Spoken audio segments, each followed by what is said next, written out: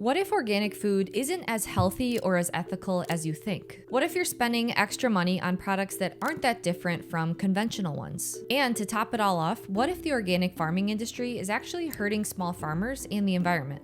This is the shocking reality of some parts of the organic food system that many people do not know about. There are thousands of farmers and consumers who are part of this real food movement, including myself, who are starting to question organic labels and are seeking alternatives. The organic foods business is lucrative, and fraudulent labeling is not uncommon.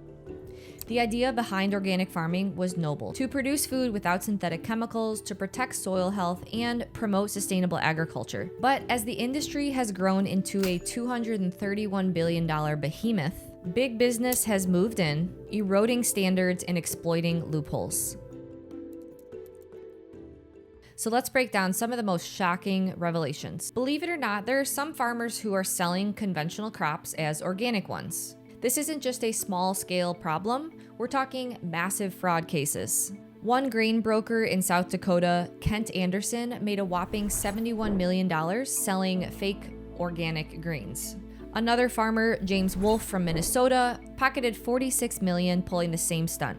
And then there's Randy Constant from Missouri, who sold tens of millions of dollars worth of conventionally grown grain as organic between the years 2010 and 2017. Unfortunately, this whole organic thing has gone international, and we actually import quite a bit of organic produce and crops. But here's the kicker: only 2% of these international organic imports are inspected, meaning a staggering 98% go unchecked. And this lack of oversight leaves the door open for potential fraud, with consumers none the wiser. So this limited inspection rate has definitely raised concerns about the integrity of organic labeling in imported products, as insufficient oversight can potentially allow non-organic goods to enter the supply chain under false claims.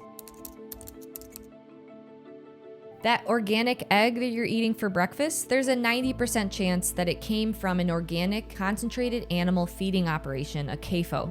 In fact, most organic chicken and organic pork are raised in near total confinement, far from that picturesque farm scene you might imagine. And it's not just eggs, chicken, and pork meat. The organic dairy industry is particularly problematic. In 2019, 9 organic certified corporate-owned CAFOs in Texas produced 1.5 times more organic milk than all 530 family-owned organic farms in Wisconsin combined. By 2021, 13 corporate dairies in Texas were producing 2.8 times more organic milk than 407 organic family farms in Wisconsin. These CAFO-raised cows don't graze on grass in pasture. Instead, pasture grass is cut and then fed to the cows, in addition to organic grains. And now, some organic milks even contain omega-3 rich oil made from corn syrup-fed algae, which raises questions about what truly qualifies as organic.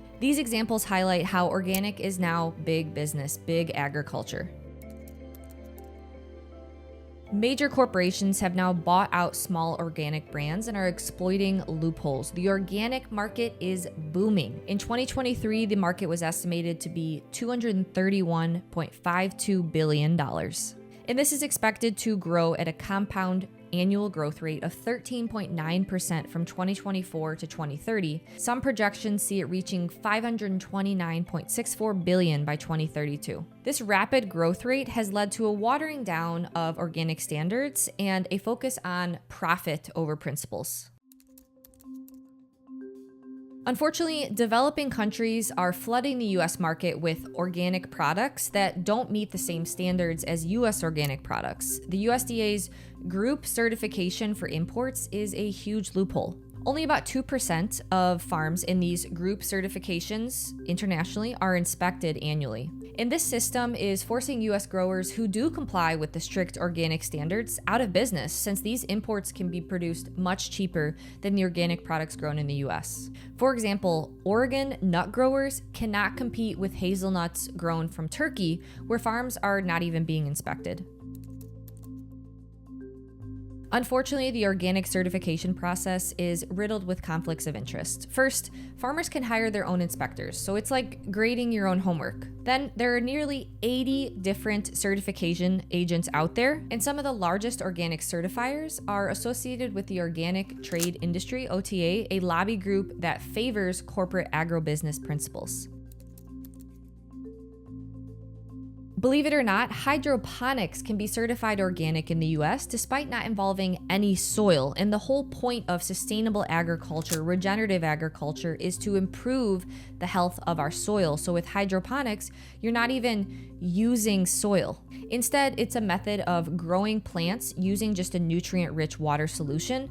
But I personally believe that that's further disconnecting us from the principles of Mother Nature and not allowing us to improve and nurture the soil microbiome. Critics argue that organic farming should be rooted in soil health, which hydroponics just completely bypass. In fact, the EU, Japan, and Canada prohibit hydroponics from organic certification. Studies suggest that hydroponically grown vegetables may have lower levels of certain nutrients compared to conventionally grown produce, and that makes sense.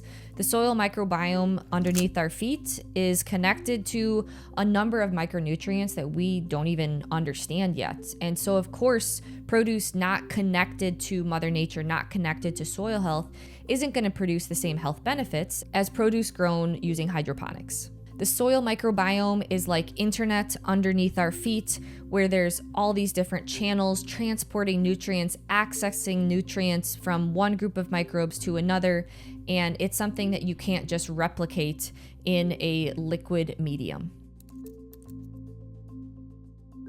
Then there's the whole problem with excessive usage of tillage. So large-scale organic farming can pose other challenges to soil health as well, particularly when relying on monoculture systems. Since synthetic herbicides are not permitted for weed control out on pasture, these farms often depend on intensive tillage methods to manage weeds. While this may be effective in the short term, frequent tillage disrupts soil structure, leading to compaction, erosion, and loss of soil organic matter. Again, losing sight of the initial goal of organic, which was to nurture soil health. Heavy tillage use also disrupts soil microbial communities, and it reduces the soil's ability to retain water and nutrients. So over time, this tillage practice can degrade the soil, making it less fertile and less resilient, ultimately undermining the sustainability goals of organic farming.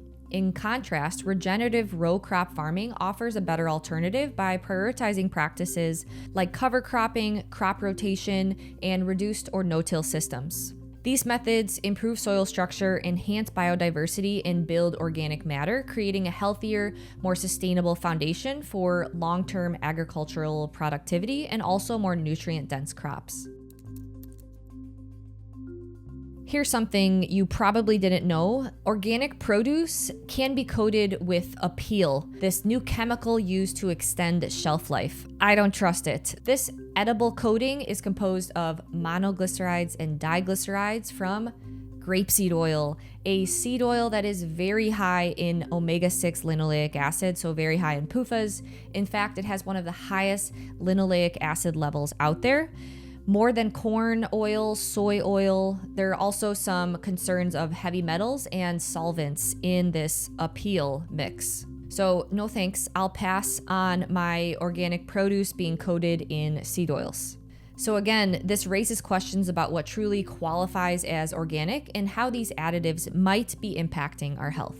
Now, don't get me wrong, these criticisms do not apply to the entire organic industry.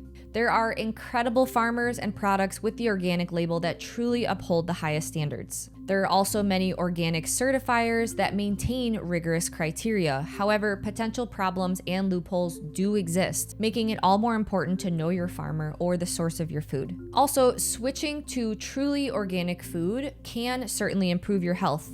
Studies consistently show that switching to an organic diet, since glyphosate is not allowed in organic agriculture, or choosing foods that are tested to be low in glyphosate dramatically reduce glyphosate levels inside of your body. In one study, an organic diet intervention reduced urinary glyphosate levels by 70.93% and its main metabolite, AMPA, by 76.71% within 6 days. A diet higher in organic food is also associated with a reduced risk of cancer. But one of the main points that we wanted to make with this video is that just because something has an organic label doesn't mean it's automatically the best option. And often, the best options that are produced with beyond organic standards don't even have that organic certification, as this is a huge cost to small farmers that don't have the resources like many of these large organic agro businesses might have. Just further encouraging you to better understand where your food is coming from. At Nourish Food Club, we view food production a little differently. We don't blindly trust labels,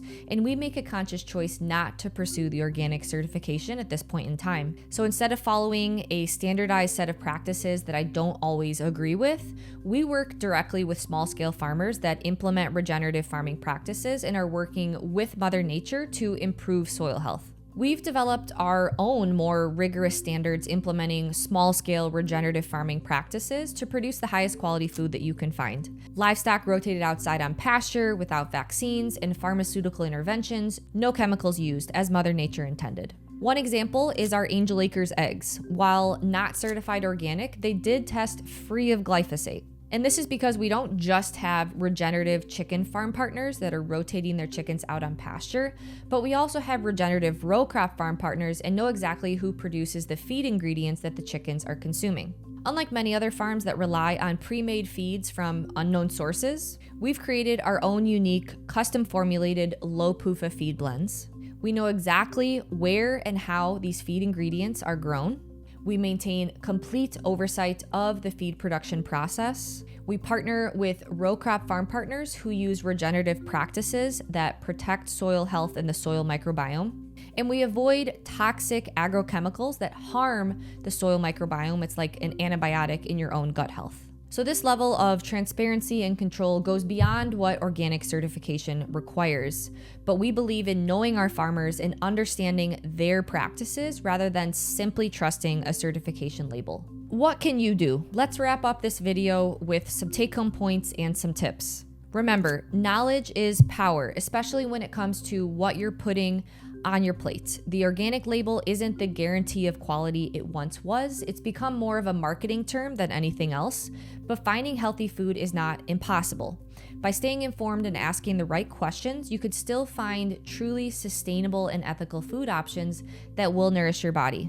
So the first step is to shift your mindset. Rather than blindly trusting labels, focus on investigating where your food comes from, because at the end of the day, do you really know what that label means? It's not always possible to trace every single item that you consume. That's okay. Don't let that overwhelm you. Start small by sourcing just one of your weekly staples from a producer that you trust. For example, start with eggs, meat, or milk. Once you're confident in that choice, then gradually expand to other items, building a deeper connection to the origins of your food over time. And when it comes to finding that source, you can buy from local farmers markets and ask farmers questions there. Alternatively, you can visit a farm local to you and ask them questions about regenerative farming practices, what they feed their livestock, what chemicals they use on the ground, what pharmaceuticals they use. Now, these options aren't always feasible for very busy schedules, so you can also find farms, farm cooperatives, or buying clubs online and get farm fresh products shipped directly and conveniently to your door, thanks to modern shipping and packaging advancements. Nourish Food Club is an example where we provide high-quality, regeneratively grown food all in one online storefront for our food club members, delivered directly to your doorstep for convenience. Now, when shopping at grocery stores, pay attention to country of origin labels, which are now required on the labels of products.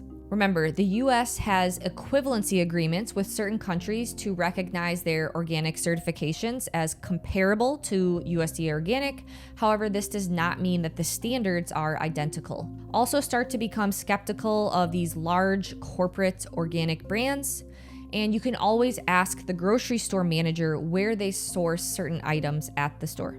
Don't be afraid to ask the difficult questions. More informed consumers helps us build a better food system because we're going to change this food system from the bottom up with informed consumers and regenerative farmers. Thanks so much for watching. If you enjoyed this video, consider supporting this channel by liking and subscribing.